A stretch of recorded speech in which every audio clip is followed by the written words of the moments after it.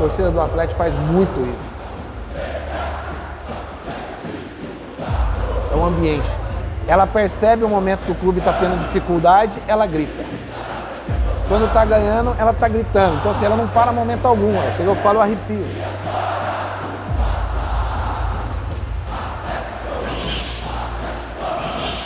Você constrói um sonho. Então, acho que o Mário já mentalizava isso e tinha na cabeça que o clube iria ser campeão. Todo mundo colocou na cabeça, ó, esse é o nosso momento. Ninguém ia dar conta de ganhar de nós aqui dentro. Isso a gente sabia disso. Ninguém gosta de jogar aqui na arena. Todo time que vem aqui morre de medo. O Atlético em casa não pode decidir, porque se decidir o Atlético não perde. Aquele ali foi literalmente um gol de um time campeão. Sejam todos muito bem-vindos para mais um episódio dos Jogos para Sempre. Essa série da Atlético que busca os jogos históricos do nosso Furacão, relatados pelos jogadores que jogaram aqueles jogos. Hoje ao meu lado na bancada, prazerzaço da minha super amiga Taquetá. Taquetá, boa noite, seja muito bem-vinda. Eu que agradeço a oportunidade de estar aqui neste quadro tão legal que a gente está fazendo, que já trouxe aí alguns dos nossos grandes ídolos e ainda tem muito mais pela frente. E hoje eu estou muito feliz porque o convidado, além de tudo, é meu amigo, que eu considero ele meu amigo, que a gente já gravou com ele antes, então hoje a resenha está garantidíssima aqui, hein? Então peço que já faça as honras ao presente. Então quem é que está com a gente hoje? Taquetá! O maior zagueiro da história do Atlético Paranaense, campeão de 2001. Nessa hora os comentários já estão assim. Discordem das casas de vocês, tá bom, galera? Porque eu estou aqui com ninguém mais, ninguém menos que Rogério Correia. Não, palma é no final. Edição, coloca a palma. Rogério, seja muito bem-vindo, obrigado por ter aceitado o nosso convite, é uma honra estar com você. Eu que agradeço, né, mais uma vez o convite para falar com vocês da Atlético, acho que é um prazer, é bem animado, pega a gente de surpresa, né? De vez em quando. Eu tenho que até pensar um pouquinho para responder, mas eu agradeço o convite, muito feliz. Acho que falar do Atlético, falar de jogos inesquecíveis que nós fizemos aqui no clube é gratificante, porque a gente sabe que quem viveu, quem torceu naquele momento, os torcedores sofreram junto com nós jogadores, né? E graças a Deus nós conquistamos, né? Não, e o detalhe é que é o seguinte, o nome do quadro é Jogos para Sempre, literalmente com o Rogério vão ser jogos. Hoje nós vamos relembrar 2 jogos inesquecíveis que o Rogério Correia fez com a nossa camisa. Primeiro, vamos chegar, né? Começar do começo. Do início. Rogério, Vila Nova, base, começando tudo lá em Goiás. Até chegar ao Atlético, quem é que te achou lá, quem é que te trouxe? Conta rapidinho para nós sua história de como você veio parar aqui no Atlético. Naquele ano de 2001 foi muito complicado, né? Eu estava voltando, eu estava no Goiânia Esporte Clube, na verdade. O campeonato goiano naquele ano podia, o clube que não classificasse poderia contratar dois atletas. Aí o Vila Nova contratou eu e o Finazzi, que era do Goiânia. E justamente naquele campeonato o Goiânia iniciou muito bem. Só que no último jogo do campeonato para a classificação junto com o Atlético Goianiense acabamos desclassificados. E aí eu fui para o Vila Nova, fiz o hexagonal final, né? Nós somos campeões goianos. E quando acabou o campeonato goiano eu estava certo com o Cruzeiro. Então já tinha apalavrado tudo, o Cruzeiro estava na Copa dos Campeões naquele ano em Fortaleza, que tinha, né? Até nós acabamos indo depois em 2002. E aí o que aconteceu? Eu fiquei em Goiânia treinando, aquela coisa, só que aqui eu tinha 2 amigos em comuns, né? O Rogério Souza e o Adalto, que a gente tinha jogado junto no Santo André. E quem estava responsável pela captação pro lado do Centro-Oeste era o Carleto. O seu Carleto, que foi que já tinha vindo o Rogério Souza para cá e aí acabou indo me buscar. E aí, pelo campeonato que eu fiz, eu fui muito bem lá no Campeonato Goiano. E aí acabei sendo contra... até o meu empresário na época, o Baltazar me ligou, falou assim, você quer ir para o Atlético Paranaense ou para o Cruzeiro? Eu falei, quero ir para o Atlético Paranaense, porque já conhecia alguma coisa da história, já estava sabendo de tudo, né? Naquela época do Lucas, né? Que fez o gol, aqui é o Lucas se apresentando, eu sou o Lucas, achei o máximo. Chegou até vocês lá. Eu achei o máximo aquilo. E também os amigos que eu tinha em comum, né? Eu queria ir para um lugar onde tinha uns amigos em comum, então claro. Isso acabou vindo para cá e graças a Deus deu tudo certo aí ter vindo para o Atlético. E o Rogério Correia, gente, foi a primeira contratação de 2001, que foi o nosso ano mágico aí do Campeonato Brasileiro. Mas eu quero saber uma outra coisa que é assim, gente, quer saber tudo da história do Rogério Correia? Tem um Tá na Threads especial com ele, que eu vou deixar o link aqui embaixo pra vocês verem. E realmente a gente falou de cabo a rabo, a gente revirou este homem de ponta cabeça, deixou ele em saia justa, apertou, fez desafio, azucrinou a vida do coitado. Eu tô até surpresa que ele aceitou voltar pra dar uma entrevista da Threads depois do que a gente fez ele passar. Então vamos lá assistir que tá muito bom. Mas lá mesmo ele comentou com a gente que você começou como volante, né? Porque o seu pai era volante. E de repente zagueiro. Como foi que isso aconteceu? O meu ídolo sempre foi meu pai, né? Desde criança vendo meu pai chegou a vestir a camisa do Vila Nova profissional e acabou tendo um problema sério no joelho, machucou e parou de jogar cedo. E eu fui fazer uma avaliação no Santo André para disputar a Taça São Paulo de 2000. Eu fui em 99 para disputar a Taça São Paulo. E quando eu chego lá, o treinador já tinha um time certo. E aí ele chegou e falou, ó, tem uma vaga na zaga, você topa?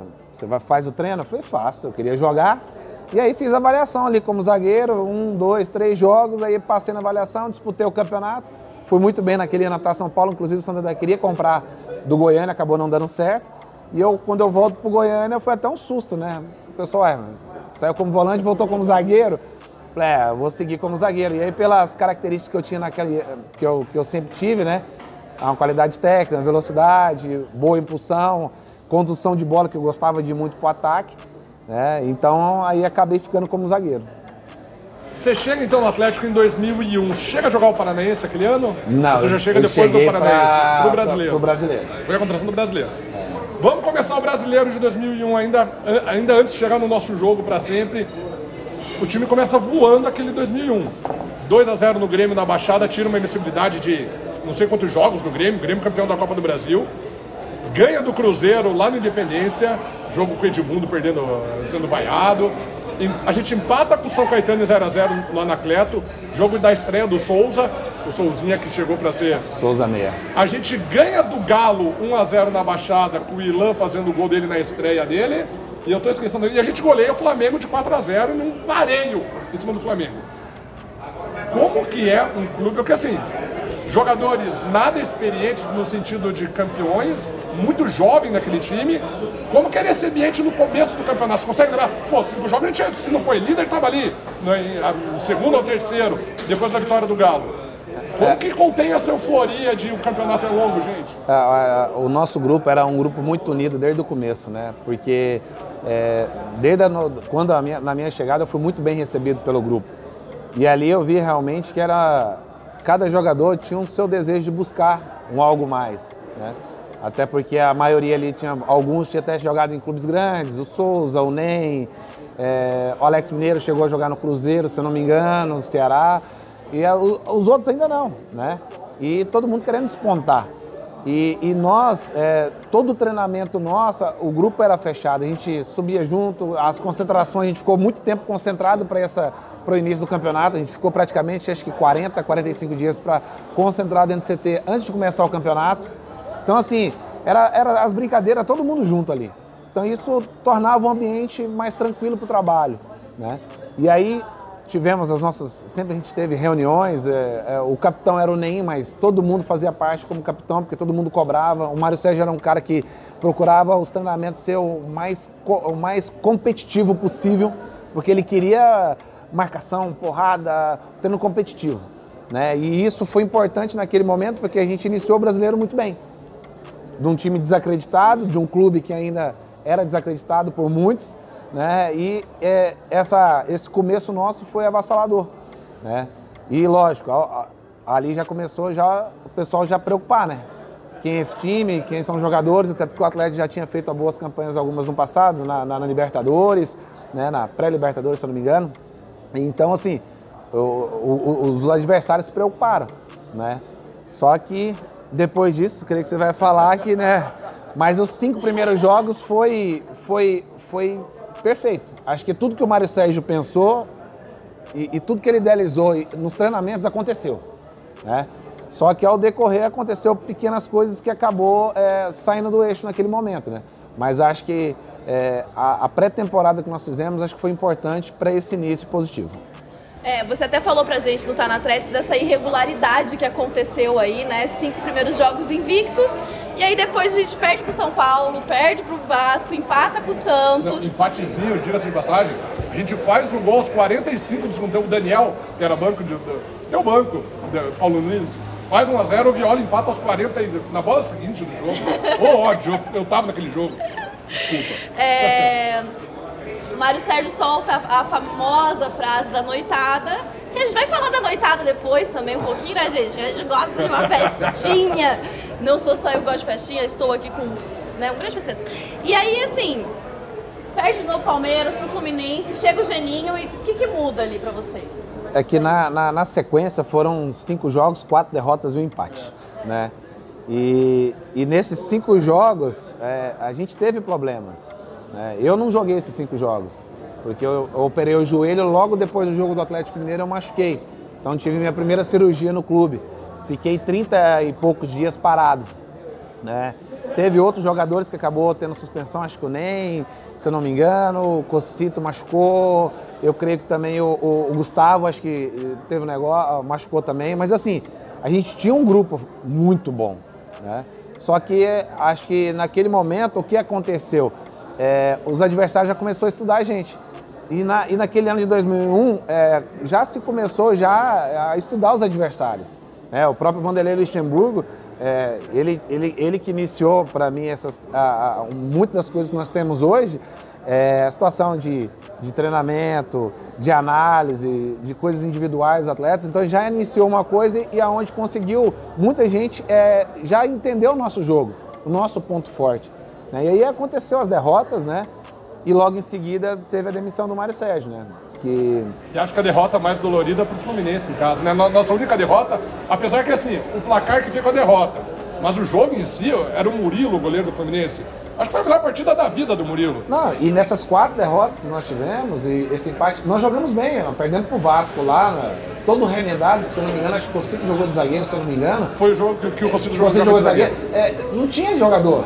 E aí a gente teve que remendar, e o time jogou pra caramba, perdemos no final. Então assim, pra ver que o que faltou naquele momento, um pouquinho mais de sorte, né, pra nós, né? Vamos parar. Chegou o The Oak Arena, galera, comidinha gostosa, coisa fina. Top, hein? Uma brusquetinha aí pro nosso querido Rogério Correia. E vai chegar também aqui mais um pastelzinho pra gente, irmão. Quer trocar, Rogério? Quer trocar? Eu vou na brusqueta aqui, Tem guardanapo? Tem. Tá coisa linda. Olha, aqui. Gente, coisa linda, hein? É pra deixar vocês aí de casa morrendo de água na boca aqui, galera. Venham no The Oak Arena, aqui no Boulevard da Arena da Baixada, como vocês já bem conhecem.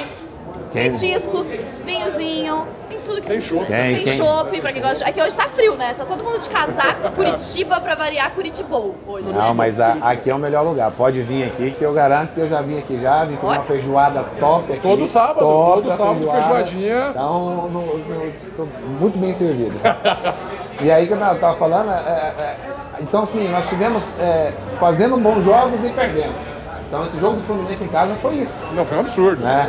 E daí logo em seguida o Mário Sérgio sai, né? Ele já tinha pedido, né? Quando ele solta a frase, ele entrega o comando, os jogadores pedem para ele ficar, só que ele não aguenta mais 2 derrotas depois, né? Sim. Essa mesma história. Nós compramos a ideia, pedimos para o Mário ficar, que eu não posso falar nada do Mário Sérgio, que para mim é um pai, que, né? Um garoto que chega de Goiânia com 21 anos de idade, ele chega e põe para jogar na arena, no Atlético, assim, do nada. Então, muito passando também, confiança, né? Não, e muito, ele passava muito confiança, tanto que eu trabalhei com ele depois em 2003, 2004, era para me ter voltado depois em 2008 com ele.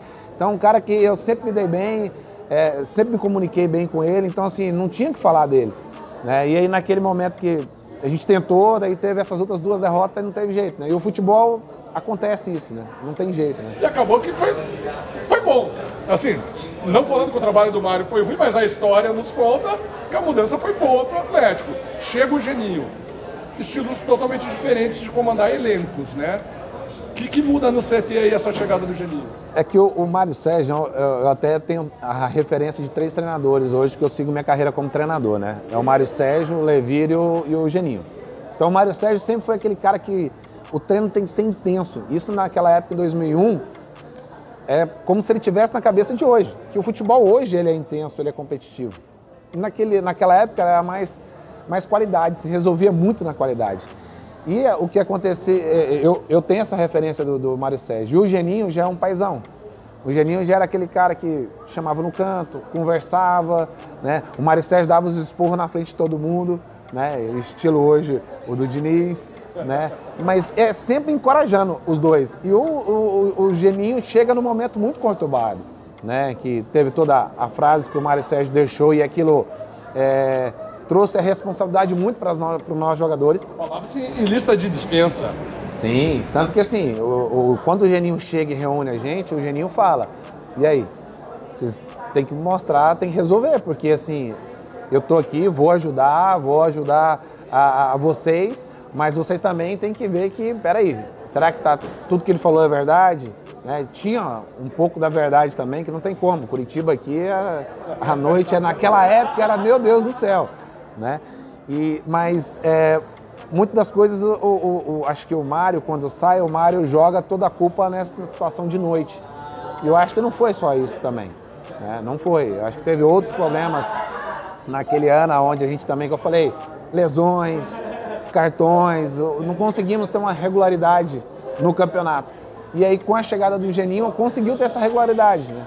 Que aí na estreia do Geninho contra a Portuguesa, onde volta todo mundo. Inclusive eu voltei nesse jogo. Então, assim, dali começou uma série de invencibilidades, né? Mas que foi a melhor fase nossa naquele momento, que foi importante para nós, para subir, né? Para ir lá para cima. Mas o Geninho, que eu falo muito, é o paizão, é o cara que nos ajudou muito com bastante conselhos. Muitas pessoas gostam, né? Quando a gente entrevista a galera de 2001, todo mundo lembra com muito carinho do Mário e do Geninho, mas pro torcedor ficou uma imagem, parece, diferente do que os jogadores passam para nós. Têm, a imagem para a torcida do Mário foi de alguém que foi uma saída conturbada. Ele vira a imprensa e expor erros internos, às vezes caiu meio mal para a torcida, parecia que ele queria culpar vocês. E como foi um time que no final foi campeão, o Mário estava abrindo mão de um time campeão para... talvez o paralelo do Diniz com o Thiago Nunes ali, que a galera... Todos os jogadores falam bem do Diniz para nós também. É que nesse momento de uma demissão e você constrói um sonho. Então acho que o Mário já mentalizava isso e tinha na cabeça que o clube iria ser campeão. Que ele foi montado dedo a dedo ali, cada jogador, as contratações, tudo. Então, acho que quando você é demitido, e isso na pele hoje como treinador, eu aprendi a não sair falando, porque eu posso voltar amanhã ou depois. Mas naquela época, ninguém interessava. E aí ele saiu falando do jeito que ele comentou, até depois ele acabou voltando. Quer dizer, ele montou o time de 2001, ele montou o time de 2004, que foi vice-campeão. Né? E praticamente a sequência do time que foi da Libertadores, que foi vice-campeão também. O Petralha cita aqui para ele, o campeão brasileiro de 2001, foi Mário Sérgio, em uma entrevista polêmica do Petralha, né? Ele cita a importância que, se não houvesse Mário Sérgio, o time não teria sido campeão em 2001. Então, assim, acho que ele e até o Geninho, acho que nas entrevistas, valorizando isso, né? Que acho que é importante você valorizar o cara que iniciou, né? Hoje eu tenho um aprendizado grande das falas de treinador justamente por isso. Porque eu acho que a gente tem que ter cuidado com o que a gente fala, né? Porque, lógico, envolve muita coisa. É torcida, é diretoria, é os jogadores. Amanhã eu estou em algum clube, eu posso levar algum outro jogador, ou eu vou estar num clube, vai estar aquele jogador que estava comigo, que não foi bem, que pode ser diferente. Então tudo tem esse contexto diferente, né? Exatamente. E aí depois que o Geninho chega, Furacão decola no campeonato. Passa por cima de todo mundo. Eu lembro, cara, eu era uma criança, né, gente? Bem novinha, eu tinha... Olha assim, você que é o tiozão da Atlético. Eu tinha 9 anos de idade, mas eu lembro do quanto repercutia na mídia, as pessoas impactadas, assim, meu Deus, o Atlético Paranaense e o São Caetano também, né, que também tava vindo ali embalado. Mas aí, 12 jogos de invencibilidade, classificação garantida ali entre os 8 primeiros, depois de uma vitória homérica contra o Bahia. Era pra ser o meu Jair, 6-3. 6-3 na Baixada. Você tava naquele jogo? Naquele jogo tava suspenso. O Kleber Pereira fez um gol. O Espírita lá, né? Se ele não tivesse suspenso, a gente não tinha tomado 3 gols, né? Isso aí, não seria 6-3. Não seria 6-3, seria 6-0. O Preto Casagrande jogou muito pelo Bahia aquele dia. Acho que fez 2 gols no Bahia aquele dia. Inclusive depois veio jogar aqui. No ano seguinte, o Atlético trouxe. Mas e aí, depois desse 6-3 do Bahia, qual era a visão que vocês tinham? Assim, vocês já estavam mirando o título mesmo? Vocês queriam pegar ali, só ficar lá em cima, tava bom já? Como vocês estavam vendo o Atlético naquele momento? Olha, a partir do momento, acho que a gente conseguiu essas vitórias, essa sequência, e a gente chegou lá em cima entre os 4, acho que todo mundo colocou na cabeça, ó, esse é o nosso momento. Tanto que a gente, nos dias de treino, todo mundo se cobrava dentro de campo, cansou de sair brigas, discussões ali dentro, somente o Cocito, que era o maior brigão, né? O Bolinha discutia. Gente, eu sempre achei o Cocito tão tranquilo. Parece uma pessoa tão tranquila, Cocito. Capaz depois que ele assistir, vai querer me bater, né? O Cocito é danado. É um cara que eu gosto muito, é um irmãozão. E aí, assim, era cobrança interna, porque assim, a gente tinha que treinar muito, porque a gente sabia que no treinamento a gente ia levar para o campo. Então era muito das coisas que o Mário falava e o Geninho veio e ajudou muito nisso aí. Então que acabou, a gente falou, ó, agora a gente não tem jeito, nós vamos brigar para ser campeão e vamos ser campeão. Então o nosso pensamento naquele momento era ficar entre os 4, para ter uma vantagem para jogar dentro de casa, diante do nosso torcedor, que a gente sabia que ia fazer a festa, que o estádio ia estar abaixo aqui e ninguém ia dar conta de ganhar de nós aqui dentro. Isso a gente sabia disso. Então a gente precisava ficar entre os 4. E aí a gente chega no nosso jogo para sempre. Penúltima rodada Campeonato Brasileiro, G8 garantido depois da vitória contra o Bahia, valendo a classificação entre os 4, quiçá a primeira colocação. Ainda o São Caetano tinha aberto 4 pontos, se eu não me engano, mas ainda eram 2 jogos. Atlético e Guarani 2001, um jogo que para você com certeza é um jogo para sempre. Você lembra disso? Era o nosso último jogo na Baixada, né? A gente jogaria com o Guarani em casa e depois com o Vitória no Barradão. Você lembra pré-jogo, não vamos nem entrar no jogo ainda. Qual que foi, você já deu até um pouco da deixa, mas qual que era a fala interna? Gente, temos que ganhar esse jogo, ficar entre os 4 já era algo bom ou o foco era ficar entre os 2? Não, o objetivo era tentar pegar a primeira colocação ainda, né? Porque a gente tinha chance de buscar, né? Se o São Caetano perdesse, né? Então, a gente sabia o quanto antes, até porque já pensou uma final de brasileiro dentro da Baixada, o último jogo. Isso é uma maravilha, né? Tanto que a gente fez o primeiro jogo, o segundo foi fora. Então, o objetivo era buscar os 3 pontos naquele jogo contra o Guarani para poder a gente tentar buscar a primeira colocação. Não sabia do resultado do Guarani antes, mas o objetivo ali e a concentração era para buscar a vitória naquele momento. E tinha o Galo perto da gente também, né? Sim. O Galo querendo roubar a segunda colocação nossa naquele momento. O começo do jogo foi tumultuado e cheio de tretas. As cenas cenas adoráveis que a gente teve. Como que era o nome do árbitro? Era o Wilson Mendonça? Wilson Mendonça, não sei de São Paulo. Cara, aí o André puxa o nome do árbitro. Aí me pega, né, galera? Pô, eu tô aqui me esforçando, mas o nome do árbitro aí você pegou pesado. Wilson Mendonça, alguma coisa, pernambucano. Mas enfim, Edu Dracena e Fabiano se enroscaram, o Fabiano sai meio sangrando, o Alex Mineiro dá um encontrão no Edu, o Alex Mineiro é expulso. Você lembra desse enrosco, desse jogo? O que o Wilson fez nesse dia? Eu acho que assim, foi um momento que assim, a adrenalina nossa estava lá em cima, né? Até a situação que a gente sabia que a gente ganhasse o jogo ia estar ainda com chance de ser o primeiro ou a segunda colocação, que era garantida, né? E o adversário não tinha nada com nada mais. Então, para eles queriam atrapalhar e grande chance, naquele momento, eles ter recebido um bicho para vir aqui para poder ganhar ou empatar. Não sei se eles receberam ou não, mas grande chance, porque sempre nos finais do Brasileiro acontece, né? Então, os caras vieram para o final do ano ali ser gordo para eles. Então, eles queriam atrapalhar nós ali. Então, tirar um jogador expulso naquele momento, poderia ser coisa pior por causa do julgamento, né? E teve esses desencontros, essas confusões ali, para poder... Que acabou que isso é normal. Não poderia passar como passou do ponto, né? Não, e ainda no primeiro tempo, né? O Fabiano toma a cotovelada do Edu Dracena, o árbitro amarela o Fabiano, expulsa o Alex por reclamação, expulsa o Edu Dracena, e tem essa imagem aqui, o direito autoral não é nosso, não pode botar na tela, mas o Wilson mostrando o vermelho pro Edu, e só o Alex Mineiro sai de campo. Vocês conseguiram entender o que aconteceu naquele momento que o Edu não foi expulso? Não, acho que foi uma bagunça, né? Na hora ali, acho que eu espero que ele deve ter errado, não é possível. Mas a arbitragem também, aquela coisa, né? Naquele ano, nas finais não tem nada que falar, mas durante o campeonato teve um monte de jogo complicado, que a gente, né, porque assim, sempre é para os grandes. E naquele ano os caras não respeitavam o Atlético, né? Então, a gente não sabe realmente o que passou na cabeça dele naquele momento, que deveria ter sido expulso também, né? Um jogador a mais, o Guarani abriu o placar. Léo. Com o Léo, qual foi a sensação aí desse momento de 1-0? No intervalo, né? Como que foi o vestiário? Um jogador a menos perdendo o jogo. O que faz? O que é legal, é o que eu falo muito, né, de referências de treinadores, né? Naquele ano, o Geninho já treinava situações no dia a dia com menos jogadores. Então, às vezes, algum trabalho tinha 10 contra 9, 10 contra 8, às vezes 8 contra 7. Então, isso já facilitava em ter algumas formações ali dentro de campo para poder, com um jogador a menos. E a final da Libertadores. Então, são coisas que isso aí para mim é treinado.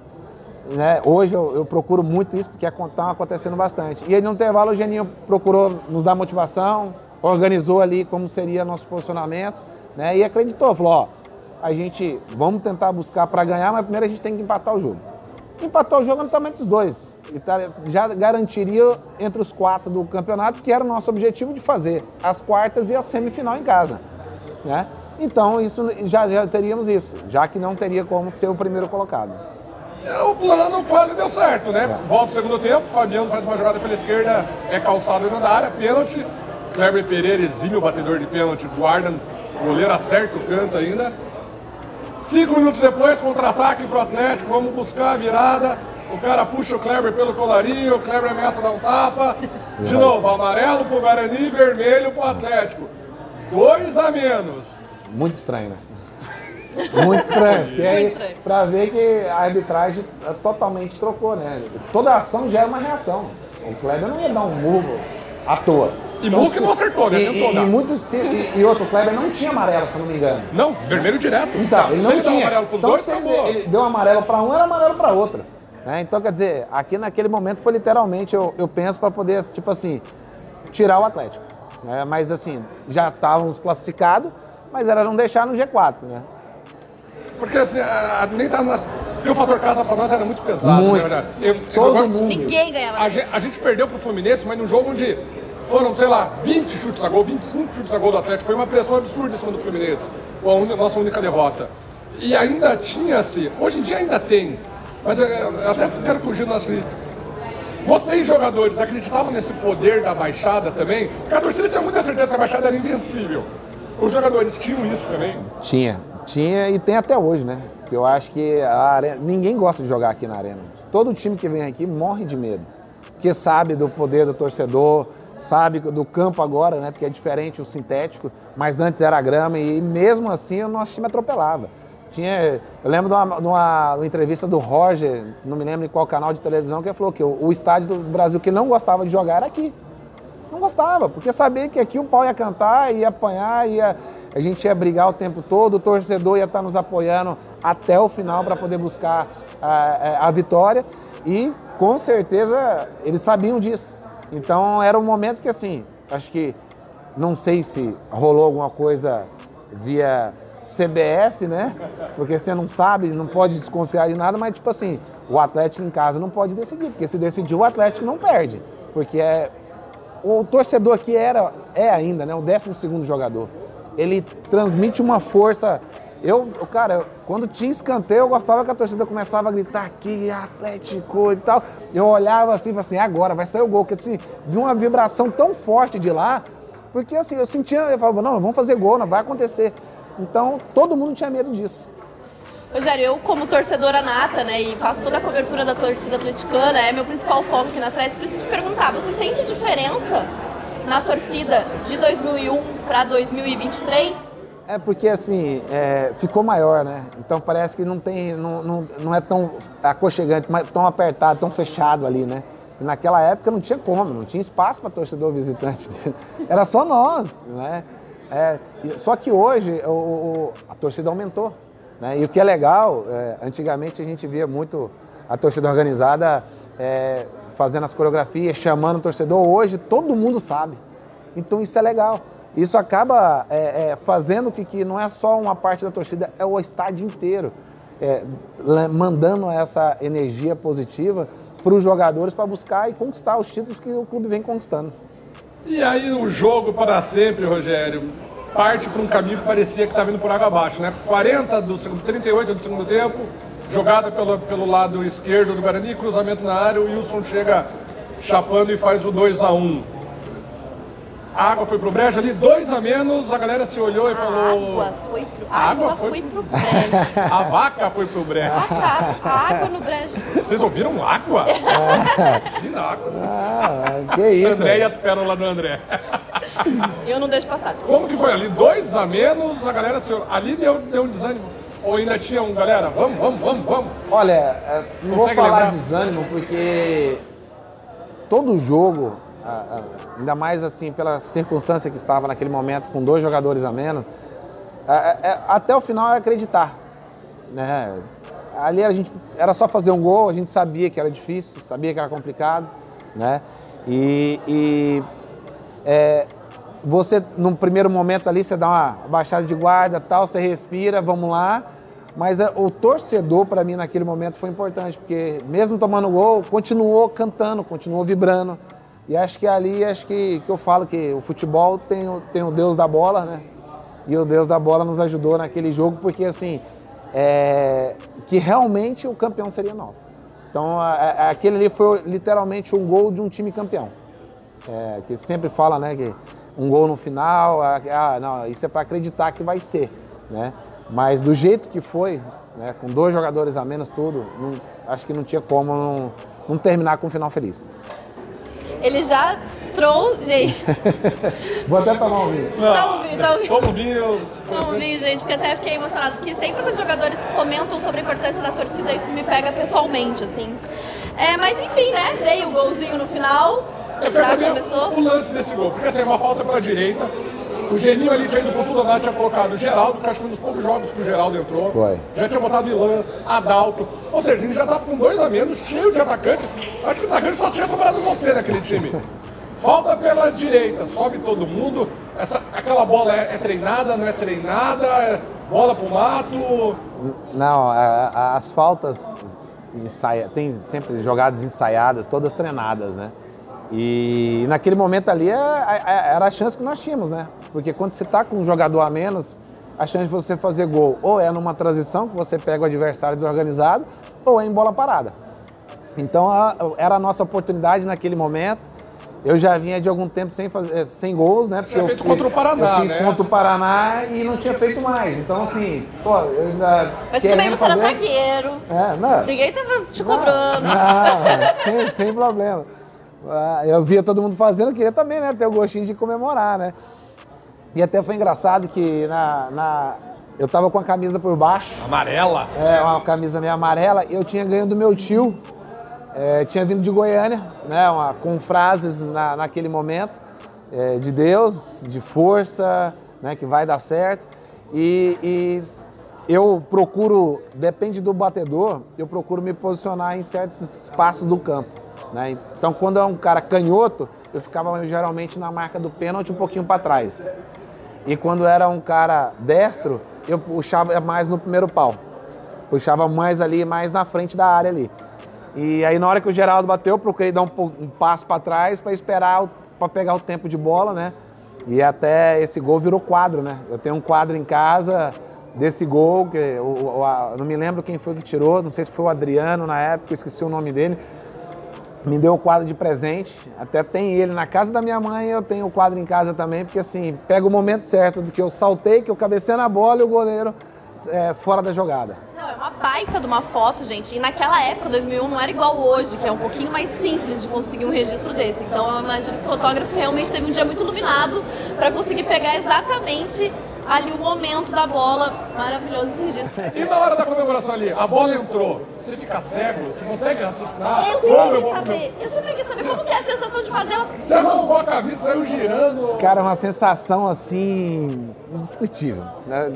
De felicidade, euforia, você querendo comemorar com a torcida. Eu tirei a camisa, né, até para mostrar do presente que eu tinha ganhado do meu tio.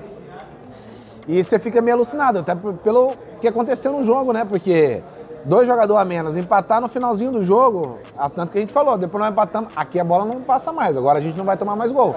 E aí, né, aquilo ali nos garantia na segunda colocação, né? Então, para nós, isso nos ajudou muito, né? E nessa assim, eu cabecei para baixo, até, eu cabecei, mas eu tô no momento que eu cabecei, eu fecho o olho, né, depois, e eu vejo a bola que já tinha entrado. No gol contra o Paraná, não. No gol contra o Paraná, quando vem do lado de cá, o Cleberson cruza, eu cabeceio a bola aqui e eu viro para olhar. Aí você vê a trajetória da bola, eu gol, por favor, gol, a bola foi entrando. Quer dizer, eu torci junto, que aí eu saí comemorando depois, que nem o doido. Uma cabeçada que você faz pra lá da pequena área, né? Isso. E a bola vai flutuando. Isso. Porque gente, o gol tá deve aqui, demorar né? um ano pra passar esse tempo, né? São 3 segundos que deve levar meia hora ali na tua cabeça, gente. Imagina. Eu vou puxar agora que a brincadeirinha aqui, não é brincadeirinha não. É que eu sei que você tem um apelido, né, meu querido Joelinho? E aí, isso aí é coisa do Cocito. Olha lá, eu tô falando. ele aqui, Rapaz, não tem um que não vai falar alguma coisa que é do Cocito. Não, o Cocito, inclusive, a gente tem que chamar ele pra ser âncora do programa. Ele estará gravando o episódio 5 ou 6, logo Cocito. Não, mas eu quero ele como assistente nosso, assim, trabalhando do nosso lado, porque ele é muito resenha. Mas é assim, né? Ele que é o Zezé, também vamos falar dele. Vamos falar dele também, não vamos falar só do Rogério. Mas, Rogério, Cocito te apelidou de Joelhinho, né? Porque logo quando eu fiz a minha primeira... Logo depois que eu cheguei no clube, a minha corrida nunca foi certa. Eu sempre corri com o joelho balançando mais, saindo pelo lado, mais dando seta, né? E aí, é engraçado que até hoje eu corro assim e minha filha morre de rir quando eu vou correr ela com a minha esposa, que a gente sempre vai, mas meus filhos correr, aí minha filha fala, não, essa corrida é sua, pai, é muito engraçado. E sempre foi assim. E logo depois da cirurgia eu acabei continuando mais ainda. E aí eu... Tanto que piorou, depois da cirurgia piorou. Legal. E quando eu fiz o gol contra o Paraná, eu saio correndo pra câmera e sai correndo como? Pra câmera não, pro banco de reserva. E aí mostra meu joelho correndo meio de ladinho aqui.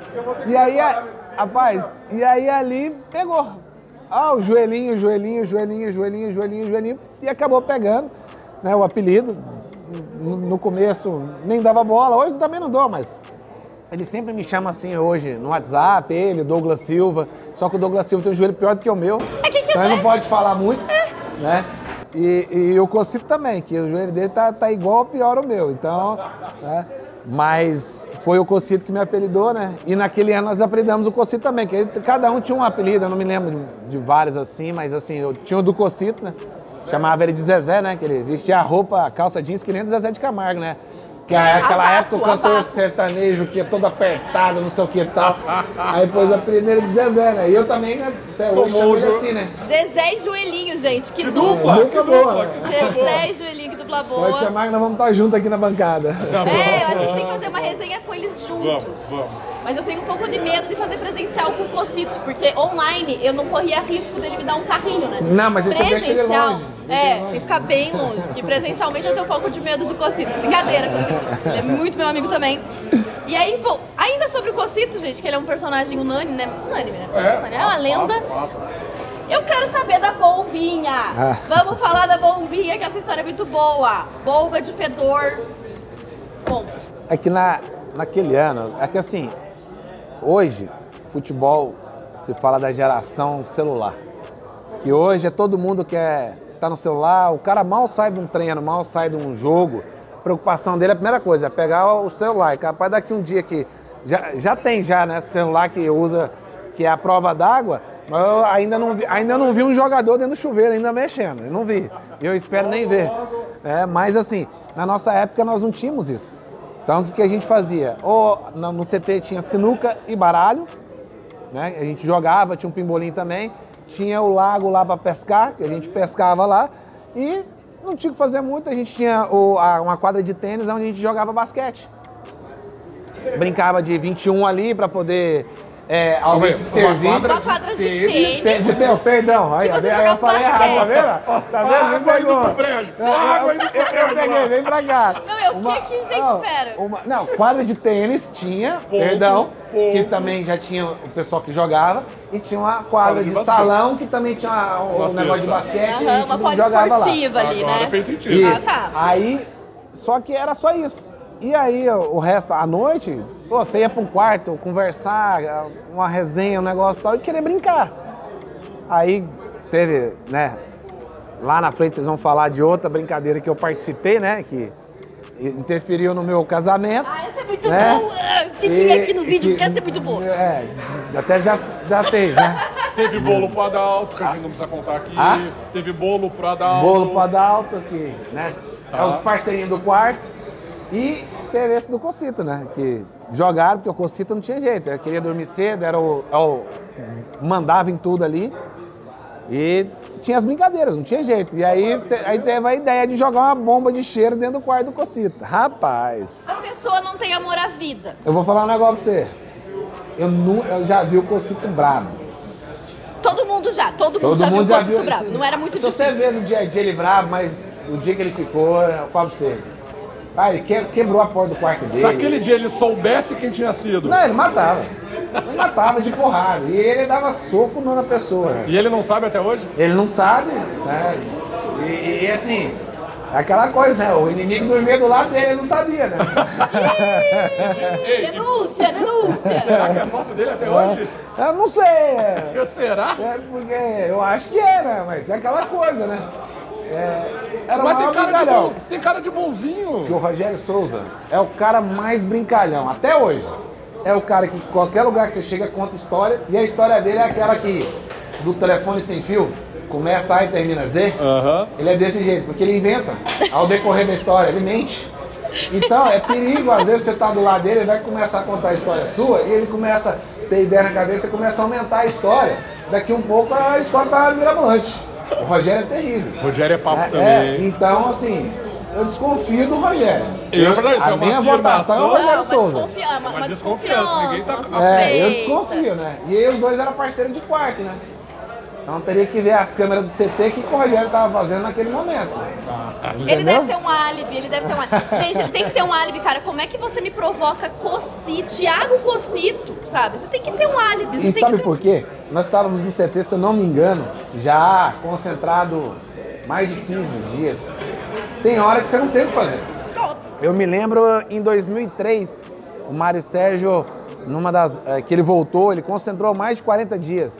Pô, eu fiz uma brincadeira um dia lá que a minha turma foi multada, porque não sabia que foi. Nós pegamos o extintor, fomos no quarto e começamos a jogar o extintor no quarto. Sem noção. Ideia tua? Tava junto lá. Eu tava junto na bagunça. Vamos fazer isso? Vamos. Aí pegamos, vamos no quarto do Kleber, não sei se foi do Kleber Pereira, se foi 2002, 2003, e jogamos extintor. Então, assim, você não tinha o que fazer. Hoje acordando com você não tem o que fazer, você faz o quê? Vamos tacar uma bomba no quarto do Cocito, não tem nada pra fazer? Pra ver que hoje é diferente, né? Ainda bem um pouquinho, Não, hoje em dia os caras ficam eu acho que vocês colocavam a vida de vocês um pouco em risco. Hoje essa turma de jogador hoje não tem capacidade e criatividade pra fazer isso, não. Sabe, aquele teu gol garantiu a segunda colocação do Atlético. A gente vai no Barradão, ganha de 4-2 do Vitória e classifica.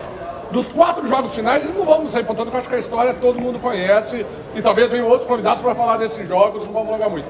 Mas para você, dos 4, São Paulo, Fluminense, São Caetano em casa, São Caetano fora, qual foi o mais complicado? Que quando passou, você falou, agora acabou, agora é nosso. Eu vou enfatizar na frase do Geninho, né? Que o Geninho fala que o jogo do São Paulo, naquele momento São Paulo vinha, se não me engano, de 6, 7 jogos de vitória. São Paulo, né, eixo lá, né, tem o eixo Rio-São Paulo, que todo mundo tava puxando lá, porque tava o São Paulo, o Fluminense tava brigando, que era acabou São Paulo do Kaká, Fluminense do Magno Alves. Até a gente pegou o Fluminense na semifinal, né, então assim, o eixo Rio-São Paulo, o pessoal queria levar o título para eles. Então o Geninho fala que se a gente ganhasse do São Paulo, poderia gastar o título que a gente seria campeão. Então acho que assim, o jogo foi um jogo complicado de São Paulo. Nós ganhamos de 2-1, chuva, aquela insegurança de se vai passar ou se não vai, como vai ser. A gente fez 2-1 e eles até empataram, mas foi impedido depois, o gol, se não me engano, do Dil. Então, assim, bem complicado foi o jogo e ao final, quando acabou, deu assim, uma sensação de dever cumprido, que assim, agora nós vamos ser campeão. Então, acho que o jogo de São Paulo, para mim, foi o jogo que ali a gente decidiu que seria campeão. Não que os outros não mataram a gente do coração, né? 3-2 com o Fluminense na Baixada, Jesus amado. 4-2 do São Caetano também, perdendo 1-0, 2-1 depois. Virada. O Atlético em 2001, não só em 2001, essa é uma característica do Atlético, né? Se não é sofrido, não é Atlético, essa né? coisa do sofrimento, mas vamos para 2004. Novo jogo para sempre. E aí, agora, esse é especial, Rogério. Eu sei que é especial para Taquitá. É especial para mim é meu top 3 da história da Baixada, tá? Esse jogo nós vamos falar, nós vamos chegar nele. Eu não lembro de uma atmosfera parecida na Baixada igual eu vi nesse jogo. Talvez na remontada contra o Grêmio agora em 19. Eu tô falando de clima de arquibancada. O frison de arquibancada. Mas a gente já chega no jogo. 2004, de novo o Mário Sérgio, né? Chegou em 2003. Você ficou esse período no Atlético, se machucou em 2003. O Atlético, o Mário Sérgio vem para tirar o time do rebaixamento, consegue e começa a montar o time de 2004. Aquele começo do Mário Sérgio, eu lembro que a imprensa aqui do Paraná pegou muito no pé dele. Deixava Dagoberto no banco, deixava Jadson no banco, e a imprensa querendo ver a piazada jogar. Conta pra nós esse bastidor de 2004, quando começa 2004, porque vem toda a piazada que já estava treinando, Alan Bahia vem do PSTC, Fernandinho vem do PSTC, já estavam há algum tempo, mas né, subiram.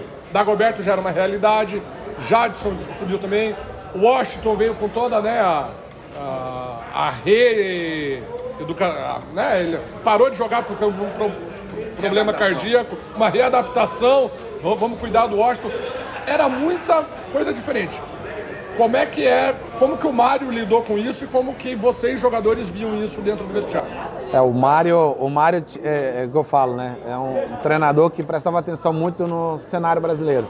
Ele assistia muitos jogos, né? E quando ele vem em 2003, tira o time do rebaixamento, ele já começa ali a trazer os seus jogadores, a montar um elenco como ele fez em 2001. Então, naquele ano veio o Marinho, veio o Marcão, o Howling, o Pingo, o Washington, né, que estava com a reabilitação dele, né, e juntou com a turma da casa que já estava. Né? Aí ficou eu, Ilan, o Igor, o Dagoberto, que era da casa, aí veio Alan Bahia e Fernandinho, o Ivan lateral esquerdo. Então, assim, começou a que eu falo muito que no futebol às vezes dá certo, a experiência com a juventude. Né? Eu com o jogador mais velho da casa, que eu já vinha de 2001. Você e Igor, né? Praticamente. Eu e Igor, naquele ano de 2004, eu, Igor e o Alessandro. O Alessandro no Paranaense fez parte.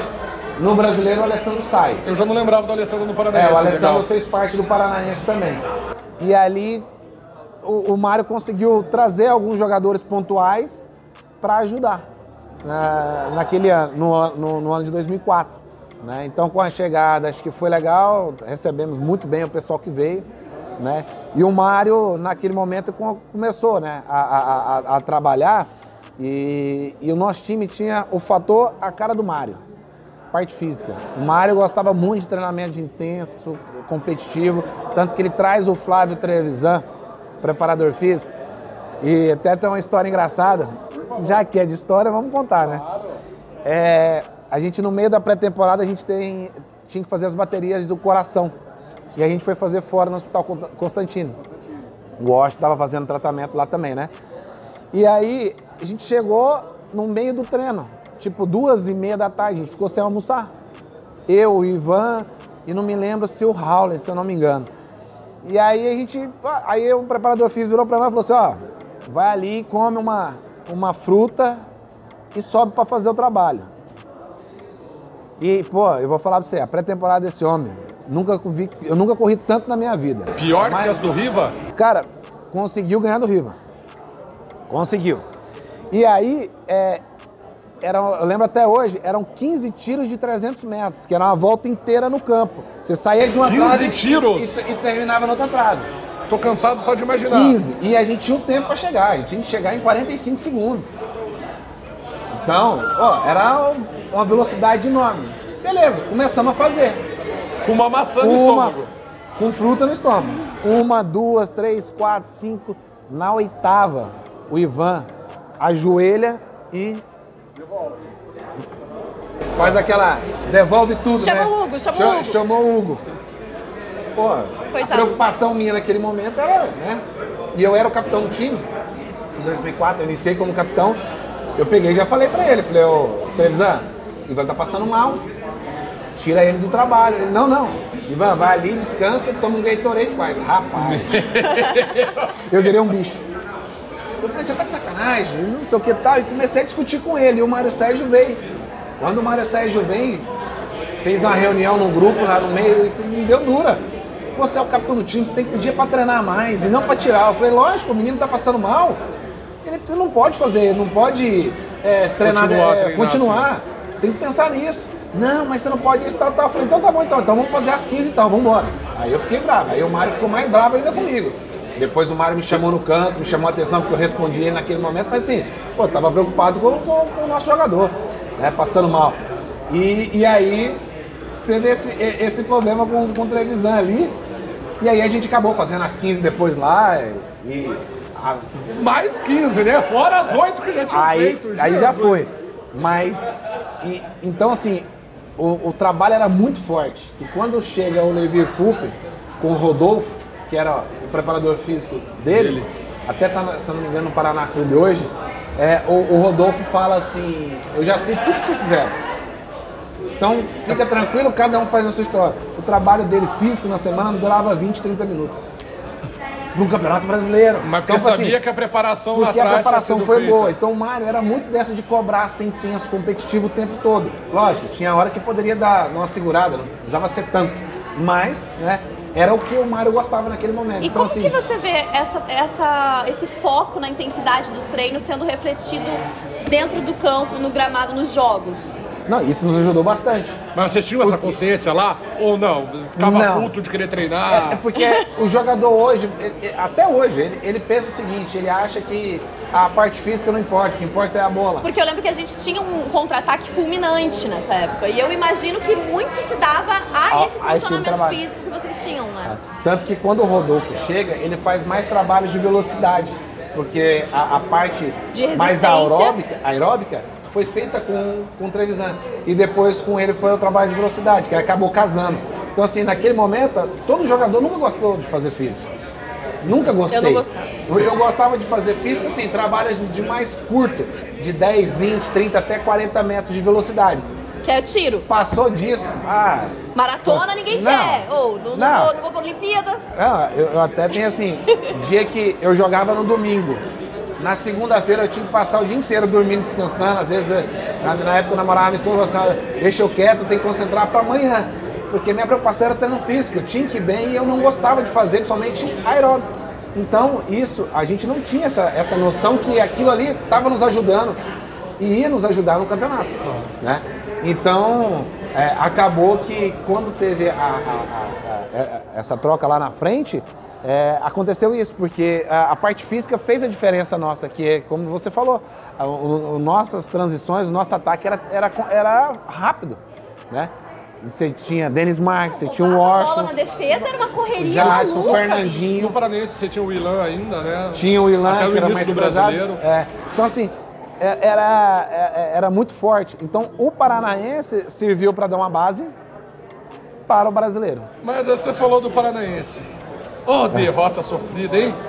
A gente perde, talvez não, eu acho que foi a derrota de Paranaense dentro de casa mais doída que a gente teve até hoje. Não, 2008 foi pior. 2008 foi pior. 2008 foi pior. Mas, segunda pior. Mas pra mim foi a pior.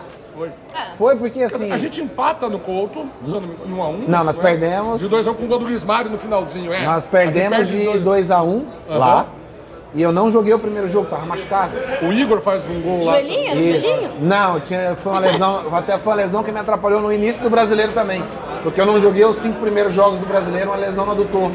E aí eu não consegui jogar o início do brasileiro também. E aí eu não joguei a final, aí o segundo jogo da final eu fui machucado, com dor ali. Fez gol? Fiz infiltração naquela época pra jogar mesmo. E pra mim foi mais dolorido porque assim, eu não tinha feito gols ainda em Atletibas. E ali aí, foi o quando primeiro. você fez o gol, a gente não ganhou. E a gente tava ganhando no finalzinho ali, acabou, né, perdendo ali no final. Eles empataram, nós jogava pelo empate, pela vitória simples, né? Pela melhor campanha. Eles saem na frente, a gente vira com um gol teu e um gol do Igor. O Igor fez 2 gols naquela final, a gente não lembra disso. Um dos gols, o Igor fez um, o outro foi do Jadson direto, né? Direto. Eu e o Igor passou na frente da bola e atrapalhou. O Igor, então ele só faz o gol no Couto. Ele fez lá no Couto, no primeiro jogo, e outro no segundo. Dele. Isso, 2. Então, assim, foi dolorido por isso, né? Porque, poxa, eu queria tanto fazer um gol e eu faço e a gente não conquista o título. E assim, em um time que a gente sabia. E aí que vieram as críticas ao Mário Sérgio, que eu disse pra você da imprensa. Eu lembro na semana seguinte, esse jogo eu não assisti, um dos poucos. Eu tava na estrada vindo de Maringá. E eu lembro que a cada pedágio que parava eu perguntava: o que deu o Atletiba?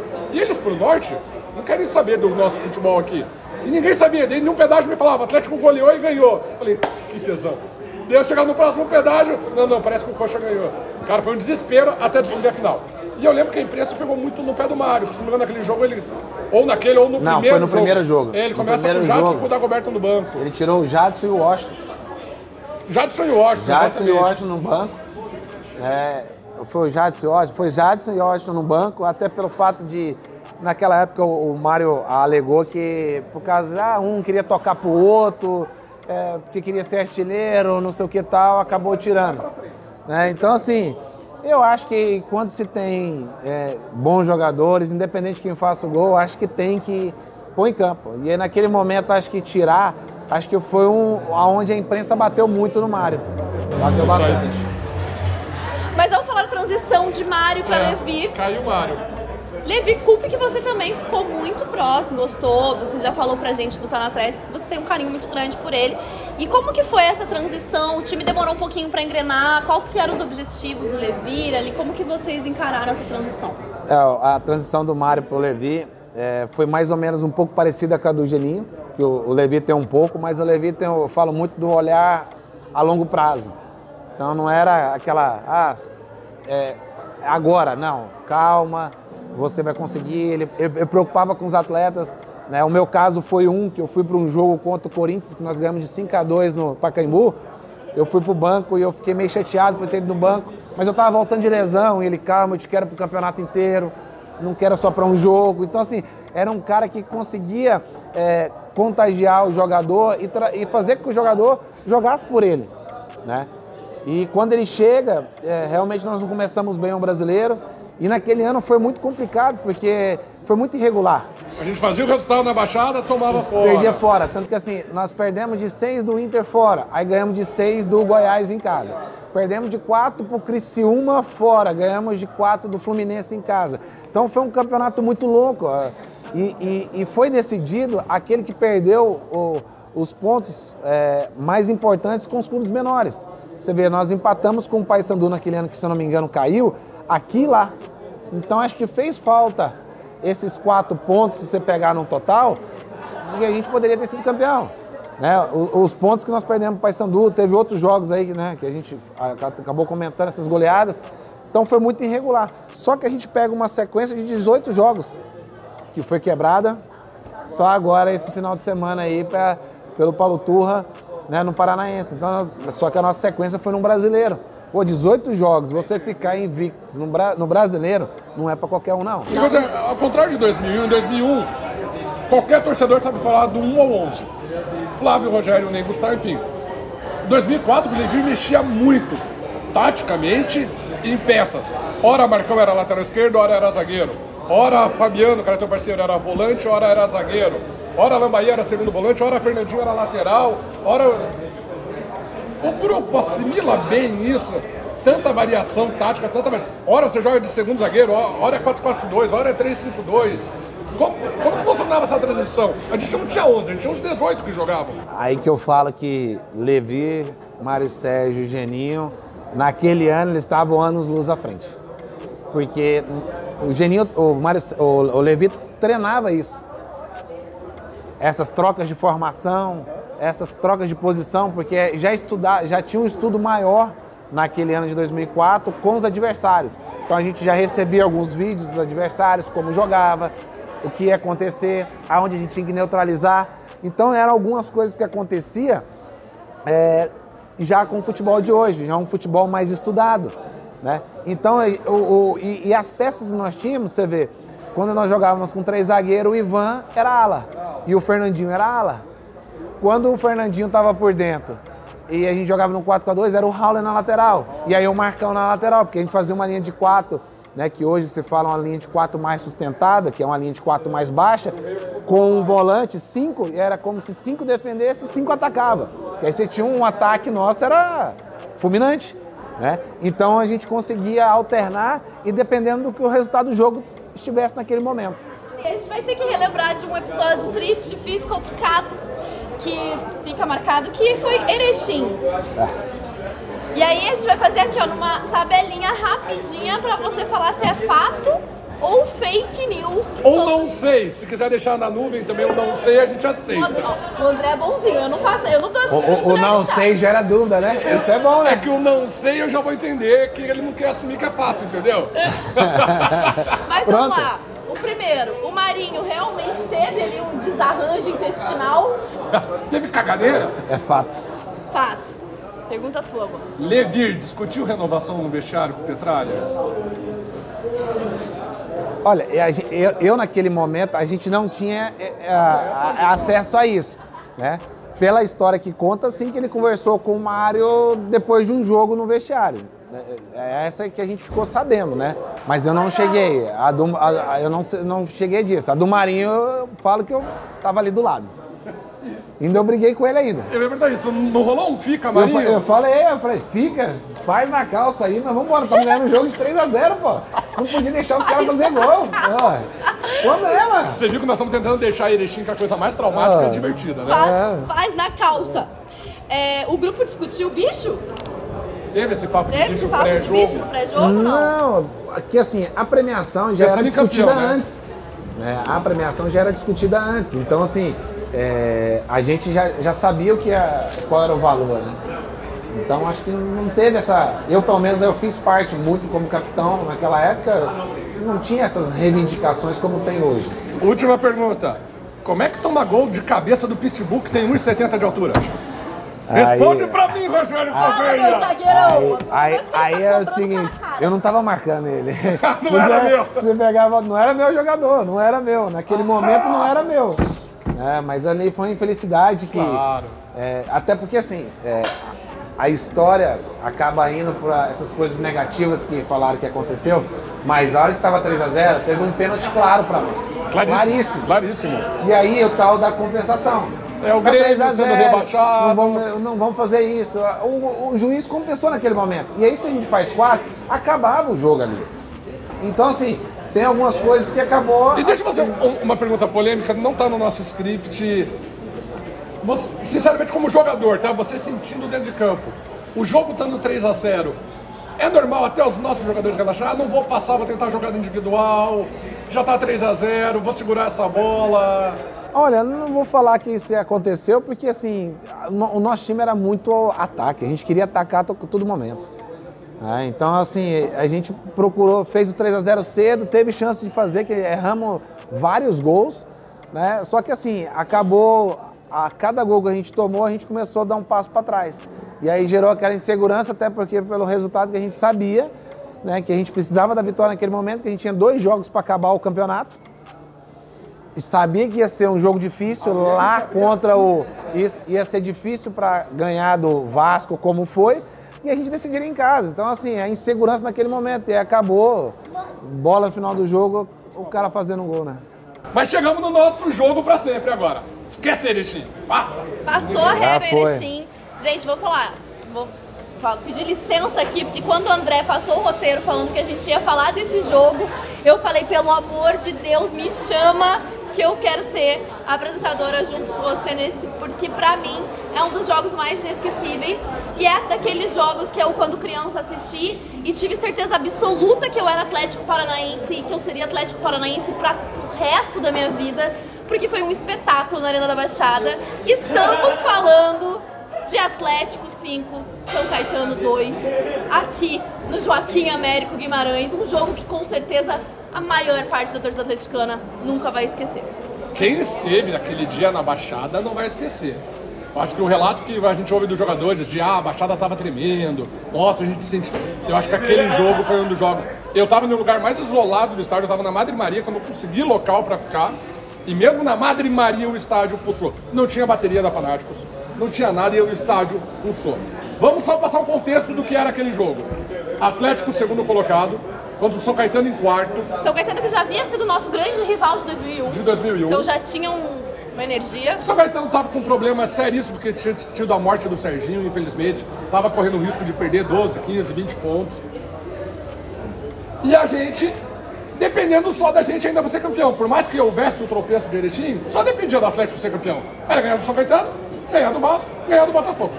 Como se fosse fácil as três coisas. Ah, bem, esse só dependia da gente. Era o São Caetano, Vasco e Botafogo. Vasco e Botafogo. Vasco fora e Botafogo a última. Foi depois do jogo de Erechim, né? Logo após Erechim. A impressão que eu tive é que assim, Erechim doeu, óbvio que doeu, mas a torcida naquele momento esqueceu. Conta pra mim, Rogério, agora. Tenta voltar lá nos primórdios. Aquele pré-jogo, vestiário, pré-semana do jogo. Galera, proteção ali. Não podemos mais deixar escapar isso. Como que funcionava? Porque já tinha aquele barulho de bicampeão. Existia na cidade. A imprensa metralhando a gente, tentando... Até sequestro da mãe do Robinho era motivo para o Santos ser mais merecedor do que a gente de ser campeão. Como que o grupo lidou esse pré-jogo contra o São Caetano? Você vê como foi complicada a trajetória no final, se você vai lembrar. Nós jogamos com o Grêmio tinha chance de não cair ainda. Justo no nosso jogo. Aí o que aconteceu? O Grêmio no nosso jogo caiu. Quem que o Santos pega na próxima rodada? O Grêmio, que já tinha caído. Nós pegamos o São Caetano. Que tinha chance ainda de ser campeão. Quer dizer, a competitividade a gente ganhou do São Caetano, nós ganhamos do São Caetano tinha mais. Qual era o próximo jogo? Vasco valendo a permanência na primeira. Na primeira. Então, assim... Qual é o próximo adversário do Santos? Do Santos, o Vasco. Então, assim, aconteceu algumas coisas nesse pré-jogo que, assim, tava se desenhando para nós dois, mas, assim, tudo era contra nós. Tudo era contra nós. E o São Caetano veio aqui para ganhar o jogo, para tentar buscar. Independente do que estava acontecendo fora extracampo, mas ele sabia que era a oportunidade que eles tinham naquele momento, né? Então, nós sabíamos no nosso ambiente naquele momento que nós precisávamos ganhar o jogo, porque ainda a gente estava com a vantagem ainda, 2 pontos à frente do Santos, e a gente precisava continuar com essa vantagem. Se o Santos tropeçasse, a gente ia para 5, praticamente campeão. Se não, ia continuar com 2. Então a gente entrou como se fosse o último jogo da nossa vida, porque a gente já tinha tropeçado no jogo contra o Grêmio, tinha perdido a gordura, que o Levi falava muito disso, né, de ter uma gordura para no momento que acontecesse a gente a gente perder e deixar acontece isso, e a gente precisava ganhar aquele jogo. Então, assim, nós entramos naquele jogo assim como falar, ó, hoje não tem como, não tem. Nós vamos ganhar, temos que ganhar, se for de 6-0, nós temos que ganhar um jogo para continuar com a nossa vantagem, que a preocupação nossa era a vantagem que nós tínhamos.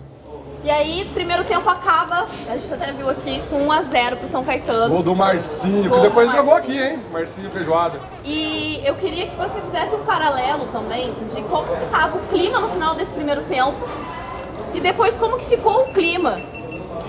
Depois, né? Porque a arena tava lotada. Conta pra gente como que foi essa transição aí, de terminar o primeiro tempo. Vem o jogo do Grêmio na memória, não vem? E pior que assim, a gente toma o gol e a gente fica, todo mundo assim, pô, o que tá acontecendo? Porque o nosso time vem numa crescente e no primeiro tempo truncado, mas a gente teve chance para fazer gols. E não fizemos. E aí acabou tomando um gol ali. Ali abaixou um pouquinho. Quando a gente entra pro vestiário, é um cobrando o outro. E aquele grupo, a cobrança era diferente de 2001. De 2001 era realmente a cobrança de dedo na cara e não sei o que, vamos fazer, não sei o que e tal. E interessava, que a gente sabia que a gente queria era para ganhar. E aquele grupo a gente tinha que saber cobrar, porque tinha os meninos que estavam subindo, então não poderia jogar essa responsabilidade para eles. E a gente tinha que saber cobrar, né? E a gente só falou naquele momento, ó, calma.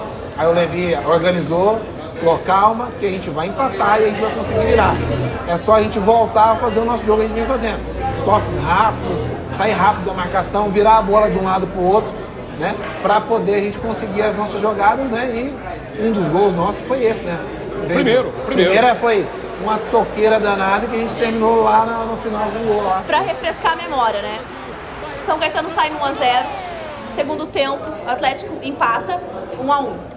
São Caetano faz 2 a 1. Não, a gente faz 2 a 1. Faz 2 a 1 e 3 a 1. 3 a 1 e São Caetano faz 3 a 2. Cresce no jogo. Isso. E dá um ameaço na gente, quando tá esse 3 a 2, rola um ameaço, porque eu lembro que a gente tava, meu Deus, não é possível que São Caetano vai empatar. Aí a gente tá segurando 3 a 3 de novo. Mas esse primeiro gol que você falou, eu lembro que a Globo ficou passando ele por uma semana. A narração é do Kleber Machado. Ele tem um êxtase. Do jeito que foi, né? Troca de bola, visão de jogo, companheirismo, até o tapa do Denis Marques. Vocês tinham essa confiança realmente com a bola no pé, a gente é forte? Não, o nosso time era muito forte nisso. A gente tinha convicção porque, assim, nosso time individual a gente sabia que alguém ia resolver ali no final do jogo ou ia acontecer uma jogada extraordinária, porque o Jades fazia jogadas mirabolantes. Fernandinho na ala e o Ivan na ala, muita qualidade. Aí ficava ali eu, o Marcão e o Marinho por trás. Imagina, gente. Mais o Alan Bahia ou às vezes o Fabiano. Então, assim, nosso time era muito ofensivo, mas muito. E a gente sabia que ia acontecer. E aí essas trocas de passe rápido do primeiro gol foi coisa linda. Uma coisa que a gente já fazia normal no dia a dia de treino nosso. Ou seja, só voltava a encaixar no jogo. Sim, e aí a hora que eles fazem 3 a 2 a gente dá aquela estubiada, né? Opa, não podemos tomar o 3 a 3. Pelo amor de Deus. Na logo em seguida a gente faz 4 e faz 5 com um golaço do Denis Marques depois. Domina de esquerda e bate. Não, o Denis Marques naquela partida. O Denis Marques era o seguinte, quando ele entrava no jogo, eu até brincava, né? Tinha que pôr o dedo do Denis Marques na tomada. Porque antes do jogo ele ficava com aquelas trancinhas dele, aquela me incomodava tanto, que antes de entrar no jogo ele tava no espelho mexendo as trancinhas. Não é porque eu não tenho cabelo, não. Mas, pô, eu falava assim, cara, esquece o cabelo, vambora pra... Aí, não, calma, fica tranquilo que eu vou resolver hoje. Eu falava assim, hoje ele vai resolver. Falava mesmo? Falava. Porque tinha jogo quando ele tava na Inhaca, meu Deus do céu, eu queria bater nele. Mas aquele jogo ele tava elétrico, que ele conseguiu fazer cada gol bonito. Se alguma vez na vida eu pudesse ter o áudio de uma torcida, sem narração, sem imagem, seriam os 5 minutos entre o primeiro e o segundo gol do Atlético nesse jogo. O primeiro gol inflama o estádio de um jeito. Uma coisa que eu falo muito hoje, a torcida do Atlético faz muito isso, é o ambiente. Ela percebe o momento que o clube está tendo dificuldade, ela grita. Quando está ganhando, ela está gritando. Então, assim, ela não para momento algum. Chega, eu falo, eu arrepio. Porque, assim, isso leva lá para dentro mais segurança para os caras. Vamos embora, não vamos deixar. Aí é uma falta aqui, um carrinho ali. E aquele momento que a gente consegue os gols, vem de fora uma vibração tão grande que... Aí eu falo muito hoje no futebol. Quando casa torcida, jogadores, comissão, diretoria e imprensa, não tem como. Não tem como, tem tudo para dar certo. É uma pena que não veio o título. Mas para ver assim que o Atlético encantou em 2004, que logo em seguida encantou de novo, que foi vice-campeão da Libertadores praticamente com o mesmo time.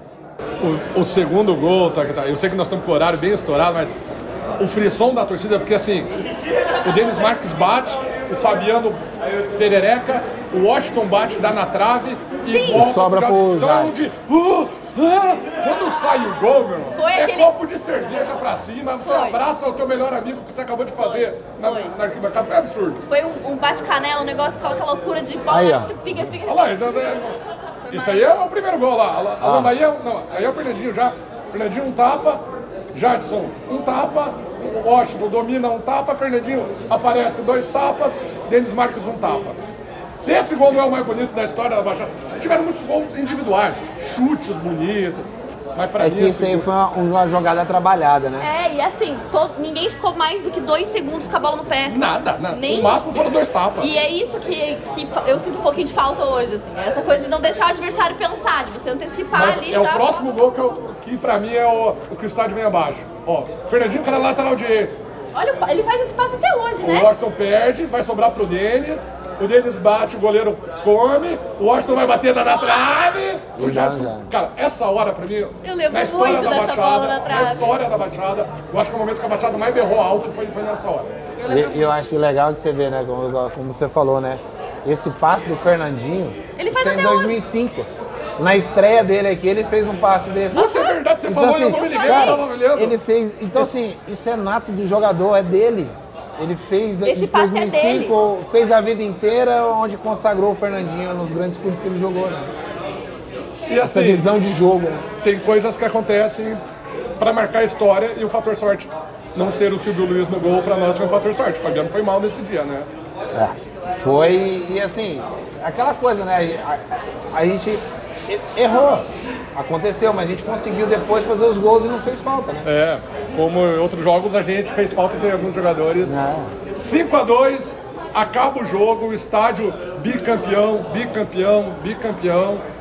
Se eu soubesse, tinha batido na madeira aquele dia, não batemos. Chega no vestiário, clima de felicidade ou só de dever cumprido ainda tem 2 guerras? Não, ali a gente sabia que o dever cumprido naquele momento, mas sabia que tinha 2 jogos dificílimos, né? Porque a gente sabia da dificuldade, que aí depois a gente foi ver na tabela, o Vasco perdeu, aí ele tinha que ganhar mais um jogo, ele ia pegar nós e o Santos. Então, assim, ele já sabia que o Santos não ia ganhar no último jogo, então a possibilidade era aquele jogo contra nós só tínhamos 2 pontos de vantagem. Aí o que eu falo da irregularidade nossa no campeonato, que poderíamos ter chego mais à frente com a gordura maior, como o que acontece muito hoje, que foi um campeonato muito equilibrado, que é pra você ver. Foi nós, o Santos, o São Caetano e o São Paulo, tudo brigando pelo título. Nas últimas 6, 7 rodadas. Então, assim, para ver quanto o campeonato estava equilibrado. Se não me engano, a gente fez 85 ou 86 pontos. Essa pontuação é a pontuação de campeão em quase todos os campeonatos por pontos corridos no mundo. E, pra nós, e hoje, se você pegar no Campeonato Brasileiro, é a pontuação que está vindo nos últimos anos de título do brasileiro. Difícil lembrar de 2004 e não dar uma dorzinha no coração. Mas ao mesmo tempo, de ver jogos excepcionais como esse, eu acho que trazem um... Não, pra mim esse jogo ele trouxe uma herança assim pro resto da minha vida, assim. Foi o momento que eu confirmei que eu ia querer ficar na Arena da Baixada pra sempre. Foi ali que eu falei, cara, eu não vou mais vou viver isso sempre que puder, vou viver aqui. Lembra que eu falei do Deus da Bola que nos ajudou naquele jogo contra o São Caetano? Às vezes eu começo a pensar pelo outro lado, né? Eu fiquei muito triste porque ia ser bicampeão brasileiro. Pô, né, eu tô na história do clube, mas eu ia entrar muito mais, né? E eu imagino assim que Deus se deixa acontecer até o último jogo, uma vantagem de 2 pontos, a gente sendo obrigado a ganhar do Botafogo dentro de casa. Rebaixar eles. Rebaixar o Botafogo e o Botafogo a gente não consegue, ia ser muito frustrante. Para a torcida e para nós. Então acho que naquele momento que aconteceu, acho que Deus falou assim, ó, não é o momento, calma que você vai ter muita história ainda, né? Graças a Deus o clube continuou e conquistou vários títulos, mas porque assim, ia ser, acho que a maior frustração da Baixada se a gente tivesse perdido o título no último jogo dentro de casa. Então assim, mas assim, aconteceu, gente, né? Fica esse jogo para sempre, que com certeza é um jogo para sempre, que todo mundo vai lembrar pro resto da vida, porque realmente esse 5-2 de São Caetano, o que a torcida na Arena da Baixada fez, Pra o que você, os jogadores... top 1? Não digo top 1. Top 3. Top 3, com certeza top 3. Tá no meu também. Top 3, tá no meu com top certeza. 3, É porque assim, não dá pra botar top 1 que a gente teve aí final do Sul-Americano, teve a remontada do Grêmio, teve vários, né? Mas assim, com certeza é uma coisa, é um jogo que eu vou guardar pra sempre. Eu lembro que quando a gente tomou o segundo gol, meu irmão ficou bravo, não sei o quê, meu pai falou, calma, cara, é Atlético, vai dar tudo certo. E aí deu tudo certo. Um abraço pro meu pai que tava comigo nesse jogo. Mas é isso, André, acho que ficamos por aqui já. 1h30 de entrevista, entendeu? Rogério, última pergunta que eu estou fazendo para quase todos que estão passando por aqui. Daqui a 50 anos, quando fizerem um álbum da história do Atlético, como você quer que Rogério Correia seja olhado em uma frase? Assim, quando lembrar do Rogério Correia, o que você quer que o torcedor lembre do Rogério Correia? De um jogador que se dedicou, que buscou fazer de tudo pelos títulos, que quando eu tive a oportunidade de disputar e ser campeão e outros não, né? De um cara trabalhador, né? Também passei 3 anos trabalhando no clube recentemente, então assim, me dediquei ao máximo para conquistar os títulos que eu conquistei aqui, para estar fazendo parte de um cara que deu a vida pelo Atlético, literalmente, porque tem o Atlético no coração, não tem como, meus filhos são atleticanos, toda a minha família lembra do Atlético, não tem como, ficou marcado na minha história. E torce pelo Atlético até hoje? Torcedor do Atlético, a família inteira, estamos agora vindo sempre assistir os jogos, né? Não tem como. A hora que eu estou sem trabalho, que eu estou em Curitiba, pode ter certeza que pode me encontrar aqui na Arena. Gente, gostaram da resenha? Querem saber da história que ele tomou-lhe um socão na cara e foi pro casamento de olho roxo? Você pode assistir no Tá na Threads especial com o Rogério Correia, que ele contou essa história na íntegra, essa e muitas outras. Então fica o link aqui embaixo na descrição. Vão lá assistir a entrevista completa, que a gente ainda falou muitas outras coisas diferentes do que foram ditas hoje aqui. Por incrível que pareça, eu acredito que se a gente ficar 5 horas falando com o Rogério Correia, a gente tem 5 horas de conteúdo inédito pra falar pra vocês. Muito obrigada. Eu tô aqui já tomando o lugar do André aqui, puxando o negócio. Estamos em casa. A gente tem uma surpresa pro nosso convidado. Rolê do nada. Lá vem coisa. Você está no Arquivo Confidencial. Para deixar um grande abraço aí pro meu parceiro de zaga, Rogério Correia. Esse cara incrível aí. Parabenizar pela sua linda carreira aí também. Fez dentro do futebol, continua fazendo. Valeu, Rogério. Um abraço, fica com Deus. Gustavão soube que você ia falar com a gente, fez questão de mandar um videozão te parabenizando. Outro que tinha apelido, né? Camelo, né? Camelo. Até ele hoje. botou a marca da cerveja dele de camelo. Mas agradeço. Pô, o Gustavo foi um dos caras que escolheu bem quando eu cheguei aqui. Ele, o Nen ali. Né? Me ajudou bastante. Né? Já vinha no clube há muito tempo, então já sabia. Então me ajudou muito. É um cara que trabalhamos junto também na parte de comissão técnica lá no Atlético Paranaense, quando eu estava na base. Então, assim, o time de 2001, nós temos uma amizade muito forte até hoje, temos um grupo, sempre nos reunimos, porque realmente é uma amizade forte, uma amizade verdadeira que ficou. Né? Os nossos filhos, hoje, cada um é amigo dos nossos filhos, assim, então isso é legal. Acho que isso mostra realmente a amizade verdadeira que nós tivemos junto. E a próxima reunião de vocês, então, aqui com a gente. Não, e é um privilégio sem tamanho pra gente poder fazer um pouquinho parte disso também. A gente participou do churrasco de comemoração dos 20 anos de título. Nós dois estivemos lá, Nós dois estivemos lá. Que... eu me sinto amiga deles já, de tanto que a gente incomoda estes homens. Mas é isso, gente. Muito obrigada, Rogério. Eu que agradeço mais uma vez. E eu sempre gosto de agradecer não só pela presença, mas pelos serviços prestados pelo nosso Furacão. Você fez história, você fez a torcida feliz muitas e muitas vezes. Então, muito obrigada, gratidão eterna de todos nós, torcedores aqui, por tudo que você fez e por estar aqui hoje com a gente. Não, eu que agradeço mais uma vez. Sempre precisar, estarei à disposição. E mandar um abraço para o torcedor atleticano que está aqui dentro do meu coração. Amo de paixão. E vou estar sempre torcendo aí. Um abraço a todos. É isso, gente. Esse foi Rogério Correia.